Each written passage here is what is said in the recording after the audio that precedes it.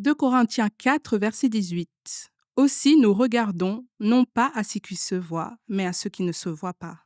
Car ce qui se voit est éphémère, mais ce qui ne se voit pas est éternel.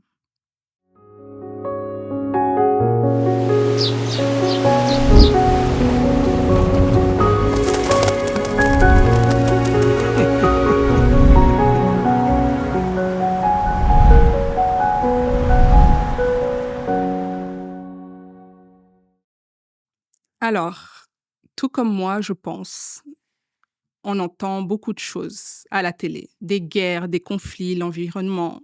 On a l'impression que rien ne va.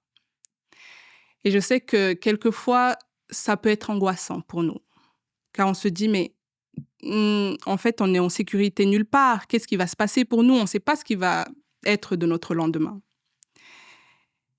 Et puis, nous nous inquiétons.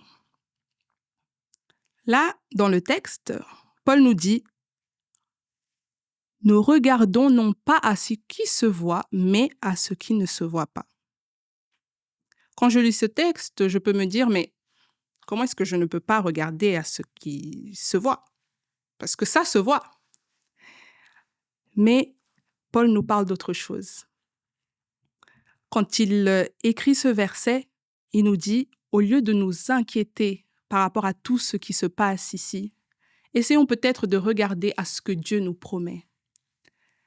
Parce qu'effectivement, ce que nous vivons ici, c'est éphémère. Mais ce que nous vivrons avec le Seigneur, quand Jésus reviendra, ce sera éternel.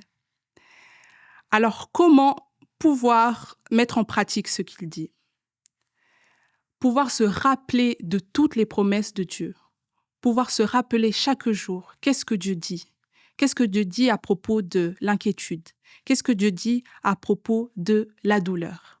Eh bien, nous avons ce passage que je pense nous le connaissons tous, que quand Jésus reviendra et que nous irons avec lui, il n'y aura ni pleurs, ni douleur, et nous serons avec lui jusqu'à l'éternité.